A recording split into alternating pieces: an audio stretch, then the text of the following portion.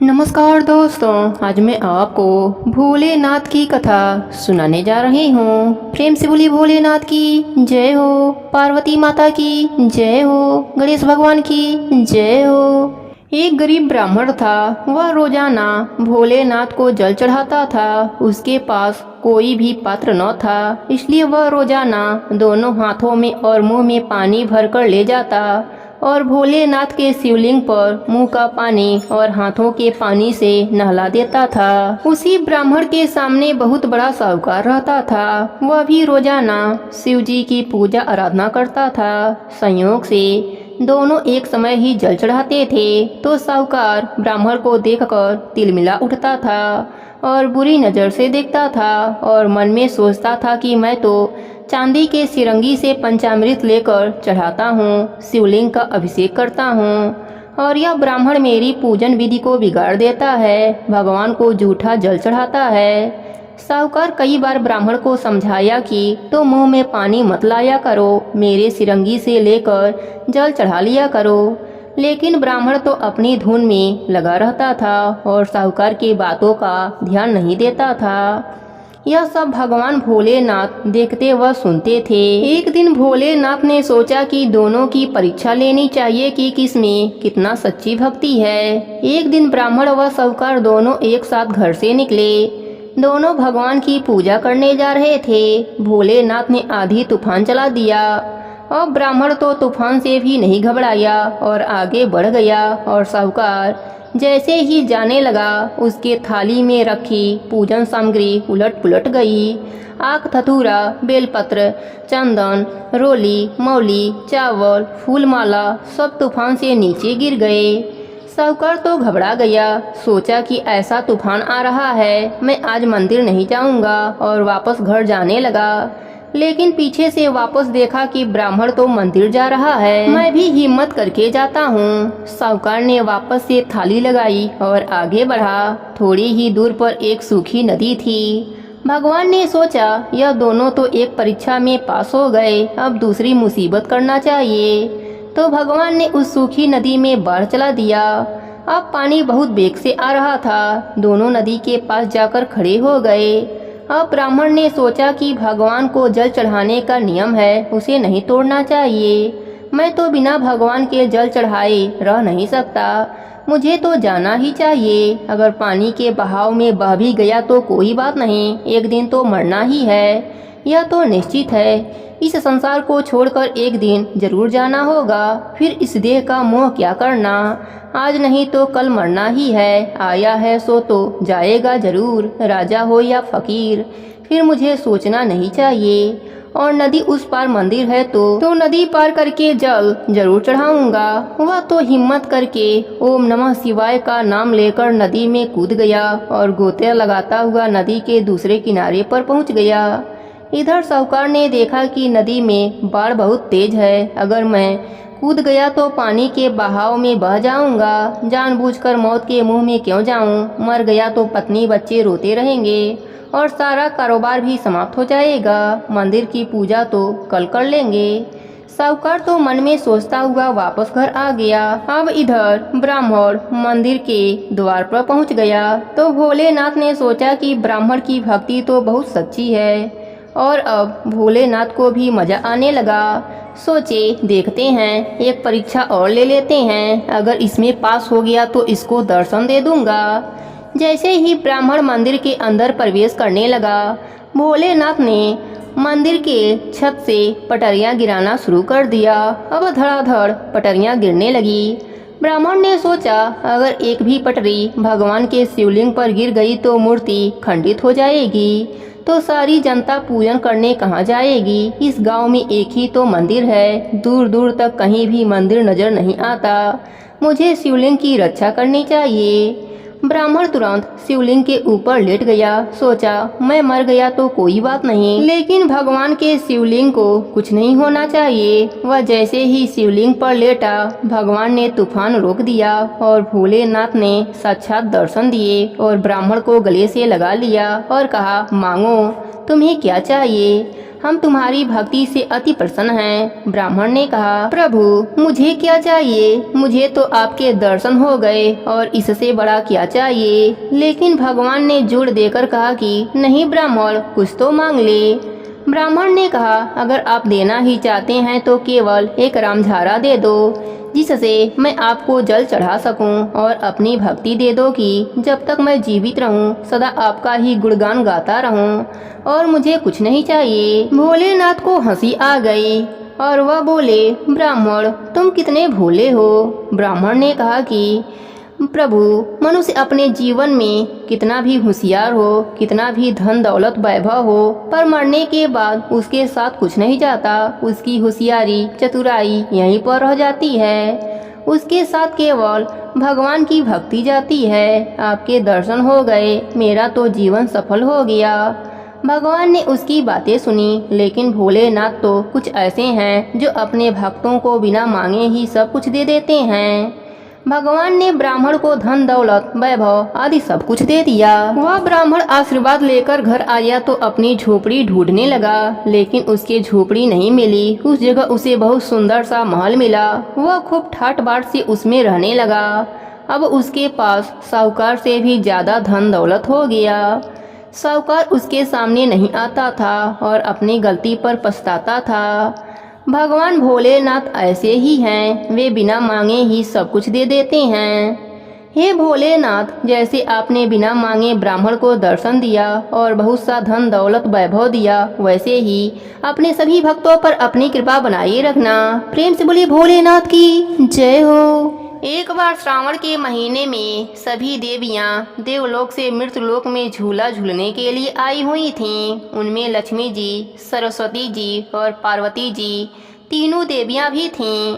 अब लक्ष्मी जी और सरस्वती जी तो सज धज के गहने पहनकर आई हुई थीं, लेकिन पार्वती जी साधारण भेष में आंख धतूरा के फूल लगाकर आ जाती।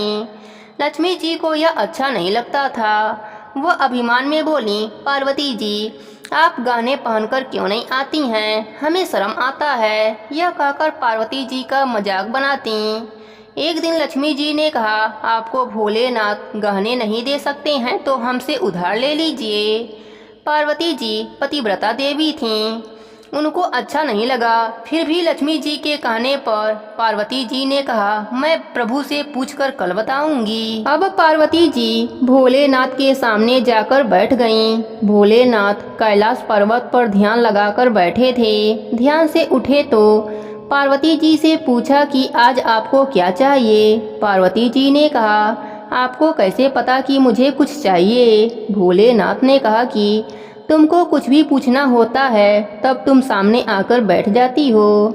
तो पार्वती जी शर्मा गईं और उन्होंने बताया कि हम तीनों देवियां झूला झूलने के लिए धरती लोक पर जाते हैं। वहां पर लक्ष्मी जी हमारा मजाक बनाती हैं कि भगवान आपको गहने क्यों नहीं पहनाते हैं। इस पर भोलेनाथ ने कहा, क्या तुमने बताया नहीं कि हम कैलाश पर्वत पर जंगल में रहते हैं और राक्षस चारों ओर घूमते रहते हैं, इसलिए हम गहने नहीं पहन सकते। पर पार्वती माता ने कहा कि सुहागिन औरतों को त्योहार पर नथ पंचम मणियाँ तो पहनना ही चाहिए। लक्ष्मी जी मेरे को उधार दे रही थीं, आपका हुक्म हो तो उधार ले लूं। भगवान भोलेनाथ बोले कि कभी भी किसी से उधार वस्तु नहीं लेनी चाहिए। अगर वह वस्तु खो जाए तो अगला उस वस्तु की दुगनी कीमत मांगेगा तो भी देना पड़ता है। यह हमें अच्छा नहीं लगता। अगर आपका मन जेवर पहनने का है तो हम जैसा कहें वैसा करना। भगवान भोलेनाथ ने अपने सिर से जटा का एक बाल तोड़कर दे दिया कि इसके बराबर सोना लेकर आ जाओ, हम उससे गहना गढ़वा देंगे। पार्वती जी ने सोचा कि इतने से सोने में गहने कहाँ से बनेंगे, लेकिन पार्वती जी पति आज्ञा मानकर दूसरे दिन चली गईं। और आते ही लक्ष्मी जी ने पूछा कि आपके प्रभु ने क्या कहा। इस पर पार्वती जी ने कहा कि प्रभु ने यह बाल दिया है, इस बाल के बराबर सोना चाहिए, उससे गहना बनवा लेंगे। पार्वती जी बात सुनकर हंसी और बोली, इससे क्या गहना बनेगा। लेकिन पार्वती माता ने कहा कि इतना ही तोल कर देना। झूला झूलने के बाद गांव की स्त्रियों से तराजू मंगवाया और उसमें बाल के बराबर सोना तौलने लगी। लक्ष्मी जी ने पूरा जेवर ही उतारकर तराजू में रख दिया, लेकिन बाल भारी रहता और गहने हल्के रहते। लक्ष्मी जी घबरा गईं कि अब क्या करें, पूरे जेवर भी बाल से हल्के हैं, अगर सोना नहीं दिया तो भगवान हमें श्राप दे देंगे। इधर लक्ष्मी जी, सरस्वती जी, पार्वती जी जब अपने लोक में नहीं पहुंची तो तीनों देवों ने आपस में बात करके खोजते खोजते वहां आ गए। वहां जैसे ही लक्ष्मी जी तराजू में बैठने लगीं, विष्णु भगवान ने आकर आवाज लगाया कि हे देवी, हमें छोड़कर शिव जी के पास क्यों जा रही हैं? सोने के साथ आप क्यों तौल रही हैं? अब लक्ष्मी जी आवाज सुनते ही तीनों देवों के तरफ देखा और आंखों में आंसू आ गए और विष्णु भगवान के पांव पकड़कर बोली, हे प्रभु, हमें माफ कर दीजिए, हमें घमंड हो गया था, इसलिए पार्वती जी का मजाक बनाया, अब इस बात से हमें बचाइए। विष्णु भगवान बोले, जिसका मजाक किया उससे ही माफी मांगो। भगवान शिव जी और माता पार्वती दोनों से ही माता लक्ष्मी ने माफी मांगी और कहा कि इसका पश्चाताप कैसे होगा। इस पर भगवान शिव जी बोले, आपने श्रावण के महीने में सोमवार के दिन मजाक उड़ाया है,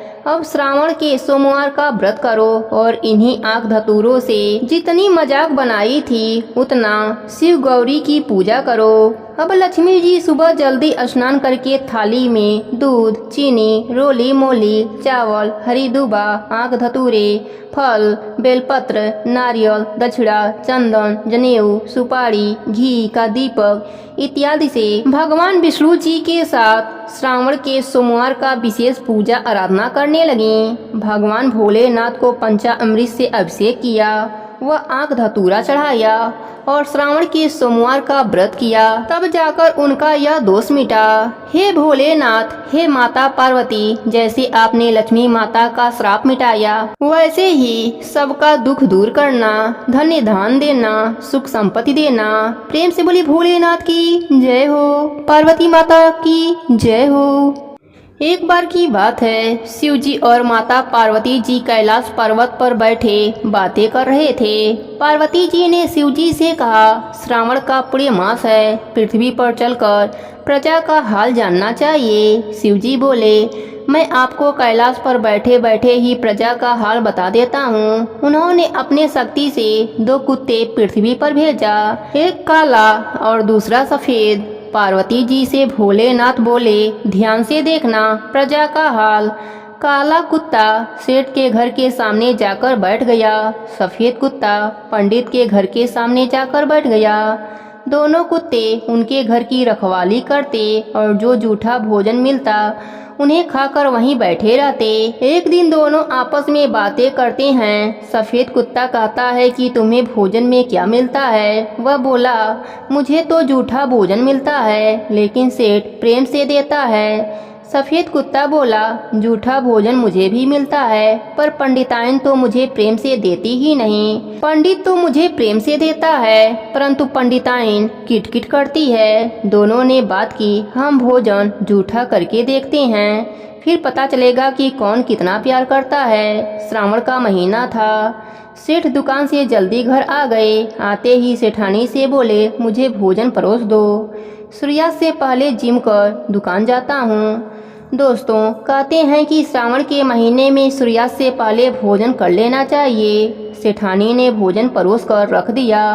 सेठ हाथ धोने गए, पीछे से कुत्ते ने भोजन जूठा कर दिया। सेठ ने कहा, सेठानी मेरे लिए दूसरा भोजन परोस दो, यह भोजन इसे ही दे दो ताकि यह भर पेट खा सके। सेठानी ने वह भोजन कुत्ते के सामने रख दिया और सेठ जी के लिए दूसरा भोजन परोसा। सेठ जिम कर अपने दुकान पर चला गया। दूसरी तरफ पंडित ने पंडिताइन से कहा, मुझे भोजन परोस दो। पंडिताइन ने भोजन परोस दी और लाकर पंडित के सामने रख दिया। पंडित जी तो हाथ धोने लगे, पीछे से कुत्ते ने भोजन जूठा कर दिया। पंडिताइन गुस्से में बोली, इस कुत्ते ने सारा भोजन जूठा कर दिया। पंडित ने कहा, यह भोजन इसे ही दे दो, मेरे लिए घर में जो भी हो लेकर आओ। पंडिताइन ने गुस्से में आकर कुत्ते को डंडे से मारा, उसकी कमर तोड़ दिया। बेचारा दर्द से कराहता हुआ बाहर आकर बैठ गया। उसे भोजन भी नहीं मिला। वह भोजन पंडिताइन ने दूसरे कुत्ते के आगे डाल दिया। दोनों कुत्ते जब मिले तो काला कुत्ता ने पूछा, तुम क्यों करा रहे हो? तो वह बोला, पहले भोजन जूठा किया इसलिए मेरी कमर तोड़ दिया और भोजन भी नहीं दिया। तुम तो भर पेट खाकर आ रहे हो। वह बोला, आज तो मैंने भोजन भर पेट कर खाया है, आज तो मैंने भोजन खा लिया है। कल मुझे जो मिलेगा उसमें से तुम्हारे लिए ले आऊंगा। दूसरे दिन भी पंडित ने कुत्ते को रोटी नहीं दिया। इधर काले कुत्ते को 2 रोटी मिली। वह लेकर सफेद कुत्ते के पास आया, एक रोटी उसे दिया और एक रोटी स्वयं खाया। इस प्रकार जो भी उसे मिलता आधा आधा कर लेता। सफेद कुत्ता की कमर टूट रही थी। धीरे धीरे उसके शरीर में कीड़े पड़ गए थे, बदबू भी फैलने लगी। पंडिताइन बोली, इसे जहर दे देते हैं और दूर फेंक देते हैं। पंडित बोला, हम इलाज नहीं करवा सकते तो जहर भी नहीं दे सकते। पंडिताइन ने एक दिन जहर की गोली रोटी में डालकर कुत्ते को दे दिया। वह बेचारा भूखा था, उसने वह रोटी खा ली। कुछ समय के बाद वह मर गया। अपने साथी के बिछड़ने के गम में कुछ दिनों के बाद सेठ का कुत्ता भी मर गया। सेठ अपने सेठानी से कहता है, बेचारा कुत्ता बिना झोली का फकीर हमारे घर की रखवाली करता था और जो दे देते वह खाकर बैठा रहता था। अब उसके बिना यहाँ सूना लग रहा है। दूसरी ओर पंडिताइन कहती है, रोज यहाँ रोटियां खाता था, मर गया तो अच्छा हुआ। कुछ समय बीतने के बाद सेठ के कुत्ते ने सेठानी के बेटे के रूप में जन्म लिया और पंडिताइन के घर में सफेद कुत्ते ने बेटे के रूप में जन्म लिया। दोनों के बेटे बड़े हुए, साथ खेलते, साथ पढ़ने जाते। सेठ के घर का नियम था, वह श्रावण के महीने में बिना कथा कहानी सुने भोजन नहीं करता था। वही पंडित उसके घर कथा कहानी सुनाने आता था। एक दिन उसको बाहर जाना पड़ा तो पंडित अपने बेटे से बोला, सेठ से कह देना कि 2 दिन कथा अपने आप ही सुन लें, मैं बाहर जा रहा हूँ। दूसरे दिन पंडित के घर नहीं आने पर सेठ जी पंडित जी के घर गए। बोले, पंडित जी कथा सुनाने क्यों नहीं आए? बिना कथा सुने हम भोजन नहीं करते हैं। पंडिताइन बोले, पंडित जी बाहर गए हैं, 2 दिन आप ही कथा सुन लेना। तब पंडित के बेटे ने कहा, मैं सुना देता हूँ आपको कथा। वह उनके घर गया और उनको कथा सुनाई। उसकी सुनाई कथा उन्हें बहुत पसंद आई। सेठ उसे दक्षिणा देने लगा, उसने नहीं लिया। सेठ ने कहा, कोई फल ले जाओ, तुम्हारे पिताजी खा लेंगे।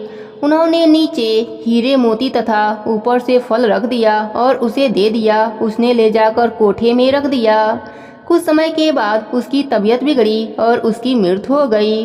पंडिताइन रोने लगी। पंडित ने पूछा, क्या हुआ, क्यों रो रही हो? वह बोली, आप 2 दिन के लिए बाहर गए थे, इसलिए हमारा बेटा सेठ जी के यहाँ कथा सुनाने जाता था। पता नहीं उन्होंने इसे क्या दे दिया, जिससे इसकी मृत्यु हो गई। पंडित बोला, उसके बेटे को बुलाकर पूछ लेते हैं। बेटा आया तो बोला, हमने इसके खाने के लिए बोला था परंतु कुछ खाया नहीं। आप किसी बड़े पंडित से मृत्यु के कारण पूछ सकते हैं। पंडितों से पूछा तो वह बोले, यह तो करनी का फल है, जो आपने किया था वही आपको वापस मिला। पंडित उन्हें बताया कि पिछले जन्म में यह सफ़ेद कुत्ता था और आपके घर की रखवाली करता था, परंतु आपने जूठा भोजन करने के कारण इसकी कमर तोड़ दिया और अंत में जहर देकर मार दिया। उसी कुत्ते ने आपके घर बेटे के रूप में जन्म लिया और अब आपकी कमर तोड़ दिया। इसने जितना अन्न आपके घर का खाया था उसका मूल्य आपके कोठे में छोड़कर गया है। जैसा आपने कुत्ते को दिया वही आपको मिला। अच्छा करने पर अच्छा और बुरा करने का फल बुरा ही मिलता है। शिव जी बोले, देखो पार्वती, प्रजा का हाल जैसा कर्म करेंगे वैसा ही इन्हें फल मिलेगा। प्रेम से बोली भोलेनाथ की जय हो, पार्वती माता की जय हो, गणेश भगवान की जय हो।